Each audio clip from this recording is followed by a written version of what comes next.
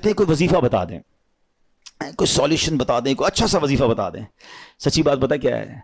हर दर्द की दवा है सल्ले अला मोहम्मद। हर दर्द की दवा है सल्ले अला मोहम्मद। तावीज़ हर बला है सल्ले अला मोहम्मद। अल्लाह करे कि हम इसको अंडरस्टैंड करने वाले बन जाएं और हमारी ज़बान दुरूद पाक से तर रहे। आइए मिलकर मोहब्बत के साथ बाआवाज़ बुलंद दुरूद पाक पढ़ लें। सल्लु अलल हबीब सल्लल्लाहु ताला अला मुहम्मद सल्लल्लाहु अलैहि वसल्लम। आज जो हमारा मौजू है वो बड़ा कमाल का मौजू है और वेरी इंपॉर्टेंट टॉपिक है।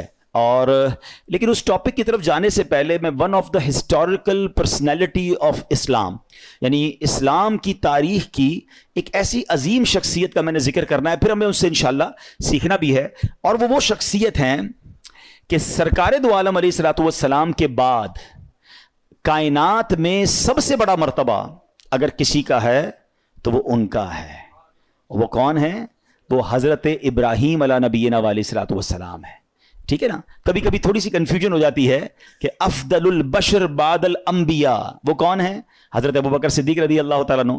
तो याद रखिए वो अंबिया के बाद अफजल हैं, लेकिन अगर अंबिया को भी शामिल कर लिया जाए तो पूरी यूनिवर्स में, पूरी कायनात में अल्लाह के हबीब जनाब रसूलुल्लाह सल्लल्लाहु अलैहि वसल्लम के बाद जो दूसरे नंबर पर शख्सियत आती है जिनका मर्तबा सबसे बड़ा है वो हज़रत इब्राहीम अला नबीना अलैहिस्सलाम है। हज़रत इब्राहीम की एक और खूबसूरत, बहुत सारी इंशाल्लाह बातें सुनेंगे उनके बारे में, मगर आप जो है ना ये वो हस्ती हैं कि चारों आसमानी मज़ाहिब में आपका अदब है।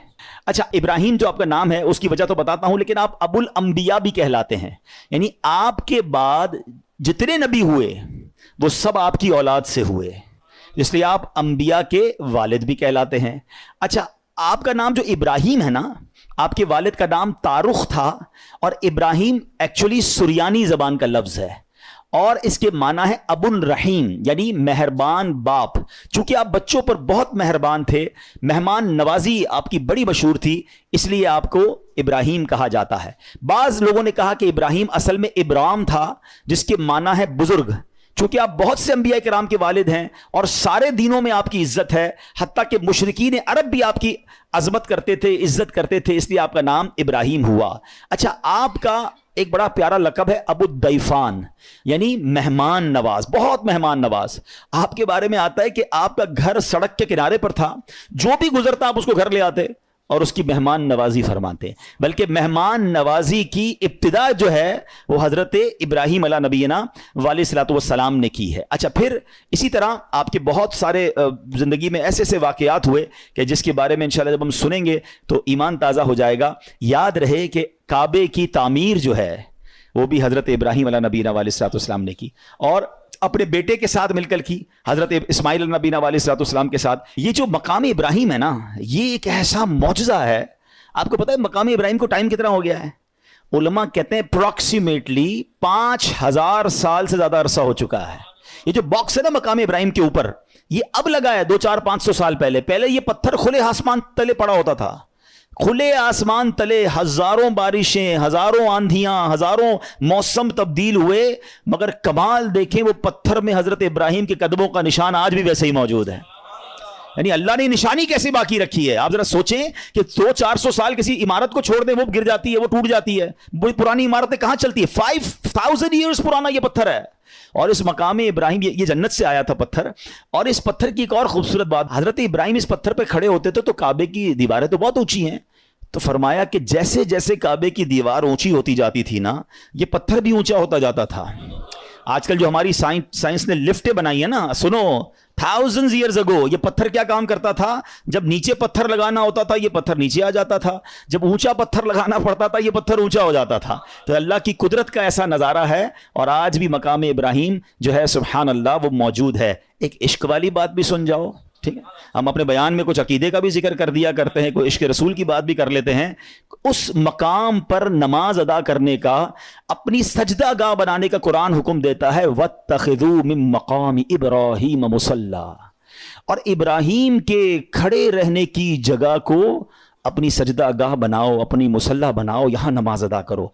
अब मुझे बताइए कि जहां हजरत इब्राहीम मौजूद नहीं है उनके कदमों के निशान हैं। अल्लाह उसकी अजमत का जिक्र कुरान में कर रहा है। तो जहां जिस कब्र अनवर में, जिस रोजे में खुद मुस्तफ़ा करीम मौजूद हैं, तो उस मदीने की बरकतों का आलम क्या होगा, उस रोज़ा रसूल का आलम क्या होगा, मस्जिद नबवी में जाके सजदों का आलम क्या होगा।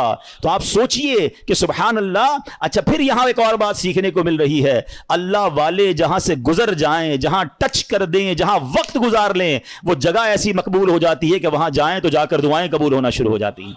तो अगर आज कोई मुकद्दस मकाम पर किसी अल्लाह के वली के मज़ार पर जाकर अल्लाह से दुआ मांग रहा है, तो ये रहमतों के नुज़ूल की जगह है। ये कुरान से हमें सीखने को मिल रहा है। Let's come to the topic. अब हजरत इब्राहीम अला नबीना वालेकुम सलाम जो है ना, वो इतनी अजीम हस्ती हैं कि आपके कुछ स्पेशलिटीज हैं, एक्सक्लूसिविटी है, यानी वो सिर्फ आपके साथ खास हैं। वो चंद बातें अर्ज करता हूं। हजरत इब्राहीम अलैहिस्सलाम नबी पाक अलैहिस्सलाम के बाद सबसे अफजल हैं। इसी तरह हजरत इब्राहीम अलैहिस्सलाम अपने बाद आने वाले सारे नबियों के वालिद भी हैं।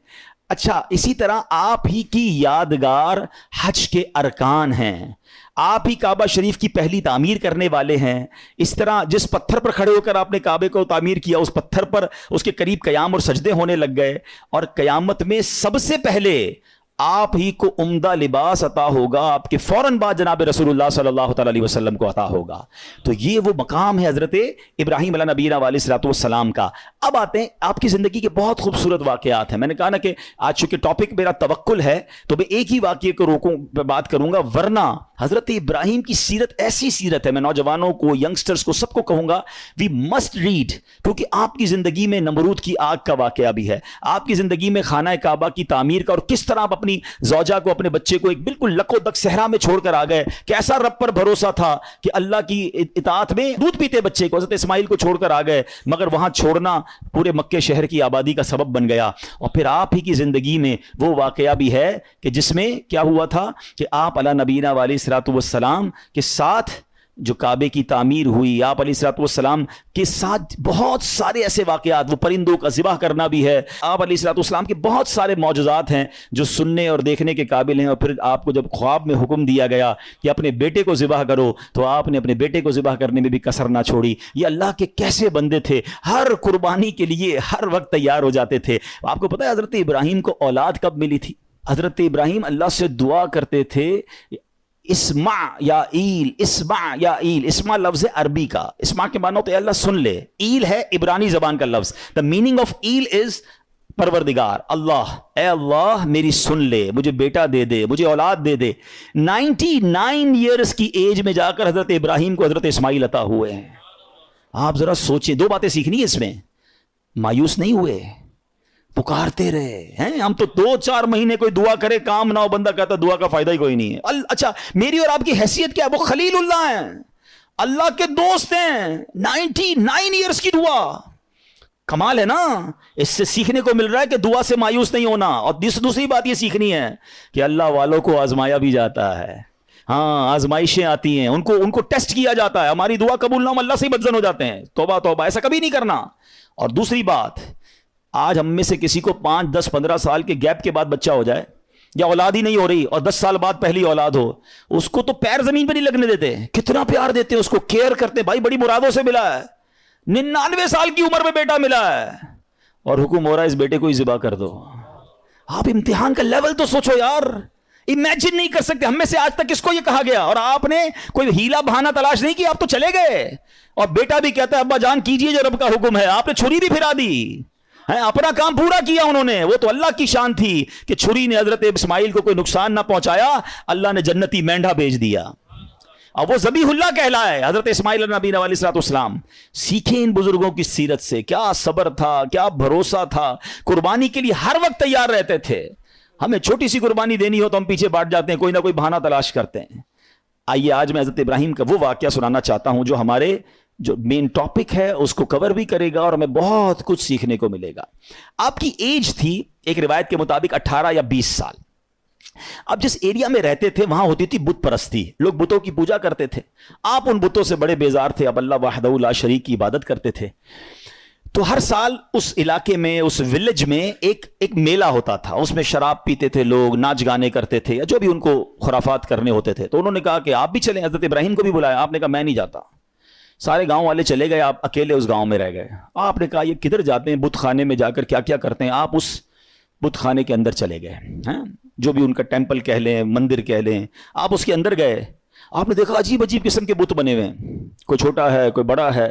آپ کو بڑا غصہ آیا, آپ نے کلاڑا لیا, کسی کا ہاتھ توڑا, کسی کا پیر توڑا, کسی کا ناک توڑا کہ یہ اس کی عبادت کرتے ہیں. اور جو سب سے بڑا بت تھا اس کے کاندھے پر کلاڑی رکھ کر آپ باہر آ گئے. جب وہ سارے لوگ شرابیں پی کر عیاشیاں کر کر واپس آئے تو جب اپنے ٹیمپل کے اندر گئے تو حیران ہو گئے کہ یہ بتوں کو کس نے توڑ دیا, ہمارے خداؤں کو کس نے ہاتھ پیر توڑ دیے. بڑا غضب, بڑا غصہ, ڈھونڈو کس نے کیا ہے. کہا ایک ہی نوجوان ہے جو ہمارے ساتھ نہیں چلا تھا, یہ اسی نے کیا ہوگا. حضرت ابراہیم علیہ نبینا علیہ الصلوۃ والسلام کو لائے اور کہا کہ یہ کس نے کیا ہے, آپ بتائیں. آپ نے بڑا لاجیکلی جواب دیا کہ انہی سے پوچھ لو نا, جو سب سے بڑا بت ہے اس سے پوچھ لو, دیکھو کاندھے پہ کلاڑا بھی اسی کے لگا ہوا ہے. تو وہ کہتے ہیں یہ تو جواب نہیں دیتے. آپ ذرا دیکھیں لاجیکلی ڈیمونسٹریشن کیسا کیا, پریکٹیکلی کہتے ہیں نا کہ کچھ چیزیں پریکٹیکلی سمجھائی جاتی ہیں. آپ نے کہا اسی سے پوچھ لو نا جو سب سے بڑا ہے اور اس کی کاندھے پہ کلاڑا بھی رکھا ہے, یہ بتا دے گا کس نے توڑا ہے. تو وہ کہتے ہیں کہ یہ تو جواب نہیں دیتے. اللہ اکبر. اب اس پوائنٹ کو لے کر حضرت ابراہیم علیہ نبینا علیہ السلام نے کیا خوبصورت, جس کو کہتے ہیں جواب دیا, جو آپ نے جواب دیا وہ قرآن میں موجود ہے. آپ فرماتے قال افتعبدون من دون اللہ ما لا ينفعکم شیئا ولا یضرکم, کہا کہ تم اللہ کے سوا ایسے کو پوچھتے ہو جو نہ تمہیں نفع دے سکتا ہے نہ نقصان دے سکتا ہے. اف لکم, تف ہے تمہارے اوپر. وَلِمَا تَعْبُدُونَ مِن دُونِ اللَّهِ أَفَلَا تَعْقِلُونَ, کہتے ہیں تم ان بتوں کو اللہ کے سوا پوچھتے ہو, تف ہے تم پر, تمہارے اندر عقل نہیں ہے, تمہیں خود نہ نفع دے رہے ہیں نہ نقصان دے رہے ہیں. یعنی پریکٹیکل کر کے بتایا نا. مگر کہتے ہیں کہ جس کی آنکھوں پر پردہ پڑ جائے نا, اس کو آپ ایگزامپل بھی دے دیں, دلیل بھی دے دیں. آج بھی ایسے لوگ موجود ہیں, قرآن سے نکال کے دکھا دو, حدیث سے بتا دو, اس کو لاجیکلی سمجھا دو. جس کو نہیں ماننا میں نہ مانوں, اس کو نہیں ماننا. تو یہ شروع سے معاملہ ہے کہ کچھ لوگ نہیں مانتے. تو بہرحال اب اتنا زبردست ڈیمونسٹریشن تھا, ہونا کیا چاہیے تھا, توبہ کر لیتے کہ یار بات تو صحیح کر رہے ہیں, یہ بت اپنے آپ کو توڑ پھوڑ سے نہیں بچا سکے, ہمیں کیا بچائیں گے. مگر اینڈ آف دا ڈے کیا ہوا, ان ظالموں نے کیا کہا کہ اب ان کو پکڑ کر ان کو جلا دو. قرآن میں یہ الفاظ موجود ہیں, حرکوہ وانصروا آلہتکم ان کنتم فاعلین, ان کو جلا دو اور اپنے خداؤں کی مدد کرو اگر تمہیں کرنا ہے. اب ان ظالموں نے حضرت ابراہیم علیہ نبینا علیہ السلام کو پکڑ لیا, ان کو گرفتار کیا, اور اب پلان کیا تھا کہ اب آگ میں ڈالنا ہے. اچھا وہ کوئی چھوٹی موٹی آگ نہیں تھی, ایک بندے کو جلانے کے لیے بہت تھوڑی سی آگ بھی کافی تھی. انہوں نے دنیا کی ہائیسٹ فائر ایسٹنگوش کی, اتنی بڑی آگ لگائی کہ وہ ایریا نو فلائنگ زون بن گیا, پرندہ بھی اوپر سے نہیں گزر سکتا تھا, پرندہ گر جاتا تھا آگ کے اندر, اتنی خطرناک آگ. ٹھیک ہے, اچھا جب آگ لگ گئی تو ہوا کیا, آسمان اور زمین کی تمام مخلوقات نے اللہ کی بارگاہ میں عرض کرنا شروع کر دی کہ اے خداوند تیرے خلیل آگ میں ڈالے جا رہے ہیں, اے اللہ ان کے سوا دنیا میں تیرا کوئی نام لینے والا نہیں ہے, عبادت تیری یہی کرتے ہیں, اللہ تمہیں اجازت دے کہ ہم ان کی مدد کریں. تو اللہ کریم نے کیا جواب ارشاد فرمایا کہ وہ میرے خلیل ہیں, میں ان کا معبود ہوں, اگر ابراہیم تم سے مدد طلب کریں تو کرو ان کی مدد. اب حضرت ابراہیم علیہ نبی علیہ السلام جو ہیں ان کے پاس ایک پانی کا فرشتہ آیا, کہتا حضور بس آرڈر کر دیں, اجازت دیں, ابھی بارش برساتا ہوں, بند ہو جائے گی. آپ فرماتے ہیں مجھے تمہاری مدد کی ضرورت نہیں ہے, میرا رب دیکھ رہا ہے, اگر وہ چاہے گا تو میری مدد کر دے گا, باقی مجھے تمہاری مدد کی حاجت نہیں ہے. اچھا اب کیا ہوا, ہوا کا فرشتہ آیا, کہتا ہے بس آرڈر کریں, ابھی ہوا چلے گی, یہ ساری آگ بجھ جائے گی, مجھے تمہاری مدد کی ضرورت نہیں ہے, میرا رب دیکھ رہا ہے, اگر وہ چاہے گا تو مدد کر دے گا. اچھا اب فرشتوں کو تو منع کر دیا, اب یہ فرماتے مجھ کو میرا اللہ کافی ہے, وہی بہترین کارساز ہے, جب چاہے گا میری مدد فرمائے گا, اس کی مرضی ہے, میں اس میں راضی ہوں. اچھا اب جب آگ میں ڈالا جانے لگا نا تو اب حضرت جبریل آئے, کہتے حضور اللہ سے تو عرض کر دیں, آپ ہماری مدد نہیں لے رہے, آپ اپنے رب سے تو کہیں نا کہ وہ آپ کی مدد کرے. آئے ہائے, جواب سنو حضرت ابراہیم کا, لیول آف یقین دیکھو. آپ فرماتے ہیں میرے حال کو وہ خوب جانتا ہے, وہ دیکھ رہا ہے نا, اسے معلوم ہے میں کس تکلیف میں ہوں, میں راضی ہوں, اگر اس نے مدد کرنی ہوگی تو وہ مدد کر دے گا. پنجابی شاعر نے ایک بہت خوبصورت شعر کہا ہے, اور یہ ایکچولی اس پورے واقعے کو بڑے خوبصورت انداز میں ڈیفائن کرتا ہے کہ جے سونا میرے دکھ وچ راضی, جے سونا میرے دکھ وچ راضی, میں سکھ نو چلے پاوا ہو. کہتے مجھے کیا کرنا ہے سکھ کا, اگر میرا رب میرے دکھ میں راضی ہے نا تو میں بھی اسی پہ راضی ہوں. یہ وہ لیول ہے جو اللہ والوں کو نصیب ہوتا ہے. آپ ان کے پاس اتھارٹی تھی, ایسا نہیں تھا بے بس تھے, آپ کو باندھ دیا گیا تھا, آپ کو آگ میں ڈالا جانا تھا, ان کے پاس اتھارٹی تھی, فرشتے آ رہے تھے, مگر آپ کہتے ہیں مجھے نہیں مدد کی ضرورت تمہاری. رب دیکھ رہا ہے نا, وہ کر دے گا مدد. اچھا ایج کیا ہے؟ 18 to 20 years. یہ کوئی بہت بڑی ایج نہیں تھی. اس ینگ ایج میں آپ کا لیول آف توکل اور لیول آف ٹرسٹ آن اللہ سبحانہ و تعالیٰ کیا تھا. اور اب کیا ہوا؟ اب آپ کو آگ میں پھینک دیا گیا. اچھا آپ آگ میں جو گئے تھے نا, آپ نے ایک دعا پڑھی تھی, لا الہ الا انت سبحانک لک الحمد ولک الملک لا شریک لک. اور جب آپ آگ کے شعلوں میں داخل ہوئے تو اب اللہ کریم کی طرف سے آگ کو آرڈر کیا دیا گیا. آپ نے نہیں مانگا, مگر رب کی طرف سے کیا آرڈر دیا گیا وہ بھی قرآن میں موجود ہے. اللہ فرماتا ہے قلنا یا نار کونی بردا وسلاما علی ابراہیم. رب فرماتا ہے ہم نے فرمایا اے آگ ہو جا ٹھنڈی اور سلامتی ابراہیم پر. علماء نے اس کی بھی تفسیر بیان کی کہ اگر اللہ کی طرف سے صرف یہ حکم ہوتا نا ٹھنڈی ہو جا, تو حضرت ابراہیم کو ٹھنڈ لگنا شروع ہو جاتی, اتنی ٹھنڈی ہو جاتی. ہائے ہائے, اللہ نے انتظام بھی فرمایا تو کیسا فرمایا, ٹھنڈی بھی ہو جا سلامتی والی بھی ہو جا. اچھا آگ بجھی نہیں تھی, یہ بھی یاد رکھیے گا, آگ موجود تھی. ایسا نہیں ہوا کہ حضرت ابراہیم آگ میں گئے اور آگ بجھ گئی, چیپٹر کلوز. نہیں, آگ جل رہی ہے, حضرت ابراہیم اندر ہیں اس آگ میں. کتنی دیر رہی ہے پتا ہے آپ کو؟ کچھ سمجھتے ہیں 1 منٹ 2 منٹ 5 منٹ کے بعد باہر آ گئے. علماء فرماتے ہیں, مفسرین کہتے ہیں, بعض تفسیروں میں لکھا 7 days, 7 دن آگ کے اندر رہے. ایک تفسیر میں ہے 40 دن اور ایک تفسیر میں 50 days آگ میں رہے. یعنی وہ کافر جو باہر کھڑے تھے وہ تو سمجھے چیپٹر کلوز ہو گیا ہے, مگر جب آپ باہر آتے ہیں آپ کا بال بھی بھیکا نہیں ہوتا ہے. آگ کا کام چلانا ہے, مگر رب چاہے تو وہ آگ ہی حفاظت کرنے والی بن جاتی ہے. ہم اصل میں اسباب پر نظر رکھ رہے ہیں کہ یار یہ ہو جائے گا تو یہ ہو جائے گا, یہ ہو جائے گا تو یہ نقصان ہو جائے گا. یہ میں اور آپ سمجھ رہے ہیں, میرا رب چاہے تو وہ آگ کو گلزار بنا سکتا ہے. اس پورے واقعے پر شعراء نے بڑی کمال کی شاعری کی ہے. ایک بڑا کمال کا شعر ہے. اصل میں اس واقعے سے بہت ساری باتیں سیکھنے کو ملیں گی. ایک بات سیکھنے کو پتہ کیا مل رہی ہے, ہر چیز لاجک پر نہیں ہوتی ہے, ہر چیز عقل پر فیصلے نہیں کرنے ہوتے. ہمارے پاس کیلکولیٹر ہے نا, ہم زندگی کے بہت سارے فیصلے کیلکولیٹر پر کرتے ہیں. بعض اوقات لوگ زکوٰۃ دیتے نا, کہتے ہیں یار 10 کروڑ روپے ہیں, 25 لاکھ روپے زکوٰۃ نکل جائے گی, اوئے ہوئے یہ تو پیسے کم ہو جائیں گے, 9 کروڑ 75 لاکھ رہ جائیں گے. کیلکولیٹر کیا بتا رہا ہے؟ پیسے کم ہو جائیں گے. ایک میرا آپ کا کیلکولیٹر ہے, ایک رحمت کا کیلکولیٹر ہے. رحمت کا کیلکولیٹر کہتا ہے 2 اللہ کی راہ میں یہ بڑھیں گے. عقل کہتی کیسے بڑھیں گے بھائی, میں اگر اپنے جیب میں پیسے دے دوں گا اللہ کی راہ میں تو کم ہی ہوں گے نا. لاجک یہ کہتی ہے, رحمت کچھ اور کہتی ہے. ہر چیز عقل سے نہیں ہوتی ہے. کیا خوبصورت شعر ہے, بے خطر کود پڑا آتش نمرود میں عشق. یہ چھلانگ جو ہے نا عقل نے نہیں لگائی تھی, یہ عشق نے لگائی تھی. عقل تو کہہ رہی تھی جل جائیں گے, عشق کہتا ہے کود جاؤ, رب کا حکم ہے نا, رب کی رضا ہے. بے خطر کود پڑا آتش نمرود میں عشق, عقل تھی محو تماشائے لبے بام. ابھی عقل تو ابھی سوچ رہی تھی, عشق نے اپنا کام کر دیا. پنجابی کا ایک شعر ہے, عشق دے چلے ہی نمبر لے گئے. عشق دے چلے ہی نمبر لے گئے, عقل مندہ ایویں ہی عمرہ گالیاں. بعض اوقات عشق والے بہت آگے بڑھ جاتے ہیں. اور شاعر مشرق نے کیا لکھا, کیا کمال کی بات. یقین کرے یہ شعر جو ہے نا, کاش یہ بات سمجھ آ جائے. ہمیں بعض اوقات لگتا ہے مسئلہ حل نہیں ہو رہا, پرابلم سالو نہیں ہو رہی, بڑی مشکل ہے. ایک ہی ریکوائرمنٹ ہے. شاعر مشرق لکھتے ہیں, اگر آج بھی ہو ابراہیم سا ایمان پیدا. کیا کنڈیشن ہے؟ لیول آف ایمان اگر وہ ہو جائے نا, توکل ٹرسٹ, اگر آج بھی ہو ابراہیم سا ایمان پیدا, آگ کر سکتی ہے انداز گلستان پیدا. آج بھی آگ گلزار بنے گی, آج بھی آپ کی پرابلم سالو ہوگی. بس ایمان وہ چاہیے, لیول وہ چاہیے جو حضرت ابراہیم علیہ نبینا علیہ الصلوۃ والسلام کو عطا کیا گیا. تو اس واقعے سے اللہ کی رضا پر راضی رہنا, مشکلوں پر صبر کرنا اور امتحان پر اپنے آپ کو اسٹیڈ فاسٹ رکھنا, یہ ہمیں قرآن سکھا رہا ہے. اور اے میرے پیارے اسلامی بھائیوں, آج کل ہمارا بہت بڑا مسئلہ کہ ٹرسٹ ڈیفیسٹ ہے. ہمیں دنیا والوں پر بھروسہ ہے, ہمیں رب پر بھروسہ نہیں ہے. ہم سب پر بھروسہ کرتے ہیں, ہم رب پر بھروسہ نہیں کرتے. ہماری جو ہے نا اللہ سے دوستی کمزور ہو گئی ہے. ہمیں لگتا ہے نہیں یار یہ مسئلہ کیسے حل, جب تک یہ بندہ نہیں ملے گا نا, جب تک یہ فون نہیں کرے گا, جب تک اس سے میرا کانٹیکٹ ڈیولپ نہیں ہوگا, میرا کاروبار ہی نہیں بڑھے گا, میرا مسئلہ ہی حل نہیں ہوگا. یہ ہماری بھول ہے. میں آپ کو کچھ انشاءاللہ حدیثیں سناتا ہوں, پھر اس ٹاپک پہ مزید بات کرتے ہیں کہ اللہ کے حبیب علیہ الصلوۃ والسلام کیا فرماتے ہیں. اللہ کے نبی علیہ الصلوۃ والسلام فرماتے ہیں, یہ جو یہ توکل ہے نا, اس کے بارے میں آپ فرماتے ہیں کہ اگر تم ایسا توکل کرو کہ جیسا توکل کرنے کا حق ہے تو اللہ کریم تمہیں ایسے عطا فرمائے گا جیسے پرندوں کو روزی عطا فرماتا ہے.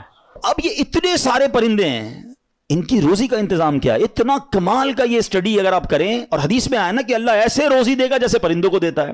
کبھی بھی آپ کے گھر میں بھی کوئی پرندہ ہو, آپ نے اس کے گھونسلے میں دیکھا ہے کوئی چھوٹی سی اس نے کبٹ بنائی ہوئی ہو اور 2-4 دن کا چارہ جمع کیا ہو, کسی پرندے کے پاس دیکھا ہے؟ نہیں.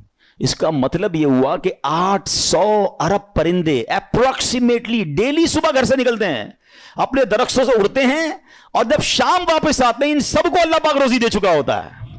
توکل کا لیول دیکھیں نا, توکل ہے نا, ان کو کل کا جمع ہی نہیں کر رہا. ہمارے کبڈز بھرے ہیں, ہمارے اکاؤنٹس بھرے ہوئے, ہماری جیبوں میں پیسے, ہمارے اناج کے ڈبے کھولے کچن میں تو کچھ نہ کچھ نکل آئے گا, مگر فکر ہی ختم نہیں ہوتی. کال کرو تھینو, پرسوں کیا ہوگا, 1 سال بعد کیا ہوگا, بچہ بڑا ہو جائے گا تو کیا ہوگا, یہ بوڑھا ہو جاؤں گا کیا ہوگا, میں مر جاؤں گا تو کیا ہوگا. ارے اللہ کے بندے, سارے کام ہمارے سوچنے کے ہیں ہی نہیں. جس رب نے پیدا کیا ہے مجھے, وہ مجھے دے رہا ہے. جس نے بچوں کو پیدا کیا اس کو بھی دے گا. بچی پیدا نہیں ہوتی, ہماری ٹینشن شروع ہو جاتی ہے اس کی شادی کا کیا ہوگا. ارے بھائی ابھی تو پیدا ہوئی ہے, تو ابھی سے ٹینشن لینے شروع کر دی ہم نے. نہیں, اللہ پر بھروسہ, یقین, وہ کریم ہے, وہ مالک ہے, ساری دنیا کو عطا کر رہا ہے, مجھے بھی دے گا. بڑا خوبصورت جملہ علماء کہتے ہیں, وہ چونٹی کو کن دیتا ہے اور ہاتھی کو من بھی وہی دیتا ہے. ہاتھی کی خوراک دیکھیے, وہ منو کھاتا ہے, چونٹی ذرہ کھاتی ہے, وہ ذرے چونٹی کو ذرہ بھی پہنچا دیتا ہے اور ہاتھی کو منو بھی پہنچا دیتا ہے. تو وہ مجھے بھی دے گا, بس لیول چاہیے. ایک اور بڑی خوبصورت حدیث پاک ہے, اللہ کے نبی علیہ الصلوۃ والسلام فرماتے ہیں, جس کو یہ پسند ہو کہ وہ لوگوں میں سب سے زیادہ قوی ہو جائے. ہم میں سے بہت سارے لوگ بڑے کمزور ہوتے ہیں, ڈر جاتے ہیں, خوف زدہ رہتے ہیں, یہ ان کے لیے حدیث کا پارٹ بڑا زبردست ہے.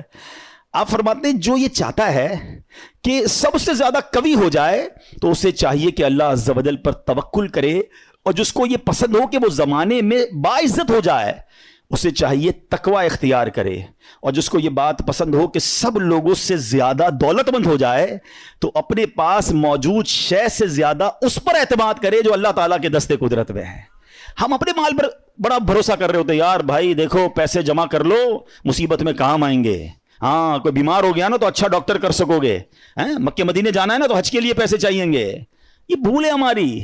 مجھے بتائیے, آپ کے پاس کروڑوں روپے ہیں, آپ دنیا کا بیسٹ ڈاکٹر ہائر کر لیں, بیسٹ ہاسپٹل میں چلے جائیں, اللہ نے شفا نہیں دینی تو نہیں دینی.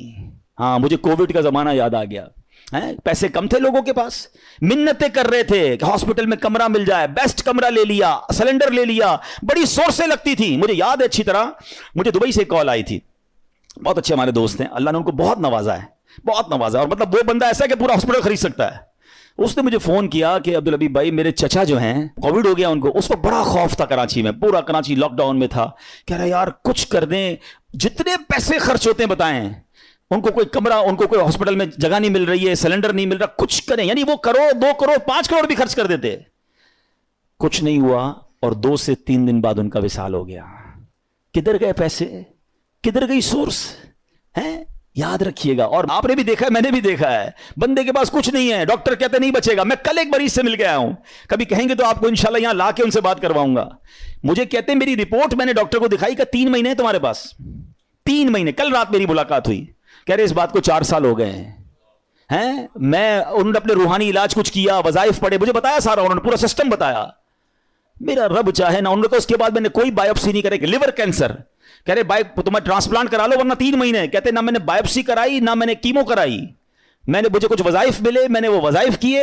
اللہ نے مجھے, آپ کے سامنے بیٹھو میری محفل میں میرا بیان سن رہے تھے, جسے اللہ رکھے اسے کون چکھے. تو یہ توکل ہے نا, یہ جو اسباب پر پاگل ہوئے ہیں نا ہم لوگ. اچھا لوگ کہتے ہیں پیسے ہوں گے تو خوش رہیں گے, یہ بھی بے وقوفی ہے. میں اس مسجد میں آیا ہوں, یہ بہت سارے امیر بیٹھے ہیں, کروڑ پتی بھی نظر آ رہے ہیں, شاید ارب پتی بھی ہوں گے. یہ بھی بھول ہے, یہ ہمارے کچھ اسلامی بھائی کو انفیریورٹی کمپلیکس ہوتا ہے, یار پیسے ہوں گے نا تو ذرا خوشی ملے گی. یہ بے وقوفی ہے آپ کی. پیسوں سے خوشی نہیں ملتی ہے. اگر پیسوں سے خوشی ملتی ہوتی نا, دنیا میں کوئی امیر غمزدہ نہ ہوتا. میں آپ کو ایک بڑی عجیب بات کہنے جا رہا ہوں, بڑی تجربے کی بات.